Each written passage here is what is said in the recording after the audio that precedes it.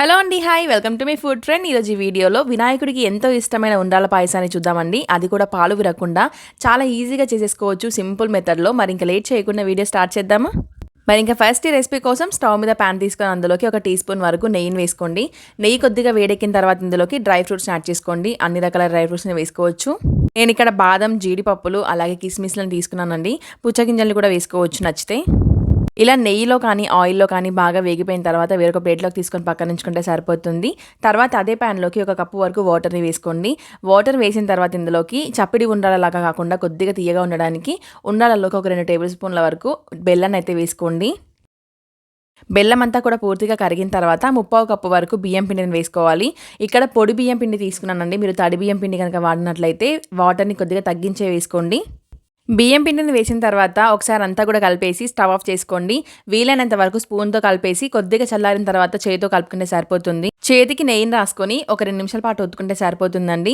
ఇలా బాగా ఒత్తుకున్న తర్వాత మీకు నచ్చినట్లయితే మొత్తం ఉండాలలాగా చేసుకోవచ్చు, లేదంటే తాలికలు చేస్తాం కదా అలా కూడా చేసుకోవచ్చండి ఇదే పిండితోటి. ఇక్కడైతే నేను కొన్ని ఉండాలని మీడియం సైజులో చేసుకుంటున్నాను. అలాగే తాలికల్ని కూడా చేశానండి. 2 కలిపి ఒకేసారి పాయసంలో వేసి చేద్దామని అనుకుంటున్నాను.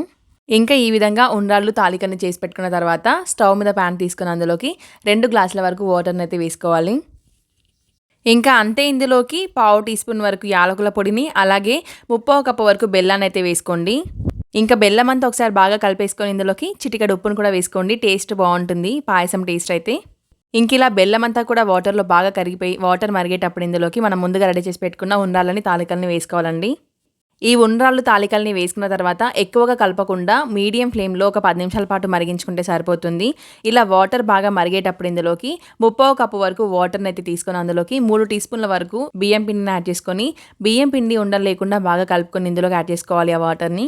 ఇంకా ఈ విధంగా బియ్యం పిండి వాటర్ని వేసిన తర్వాత మంటని లో ఫ్లేమ్లోకి తగ్గించేసుకొని 3 నుంచి 4 నిమిషాల పాటు ఉడికించుకుంటే సరిపోతుందండి. బియ్యం పిండి వేసినందువల్ల వెంటనే పాయసం చిక్కబడిపోతుంది. ఇలా పాయసం పూర్తిగా చిక్కబడిన తర్వాత స్టవ్ ఆఫ్ చేసుకొని పూర్తిగా చల్లారనివ్వండి. అంటే కొద్దిగా గోరువెచ్చగా ఉంటే పర్లేదు.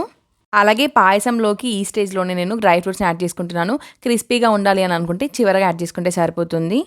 ఇలా ఈ కన్సిస్టెన్సీలోకి వచ్చిన తర్వాత పాయసాన్ని అయితే స్టవ్ ఆఫ్ చేసుకొని చల్లారనిస్తున్నాను. ఇలా పాయసం కొద్దిగా చల్లారిన తర్వాత ఇందులోకి చివరగా 1/2 కప్పు లేదనంటే 1/2 కప్పు వరకు పాలను యాడ్ చేసుకోవాలండి. కాచి చల్లార్చిన పాలనే వేసుకోవాలి. ఇలా పాలు యాడ్ చేసుకున్న తర్వాత నెమ్మదిగా ఒకసారి కలిపేసుకుంటే సరిపోతుంది. ఇంకా మళ్ళీ వేడి చేయాల్సిన అవసరం కూడా లేదండి. ఆల్రెడీ కాగబెట్టిన పాలే కాబట్టి పాయసం కూడా కొద్దిగా వేడిగా ఉంటుంది కాబట్టి అంతా కూడా బాగా కలిసిపోతుంది.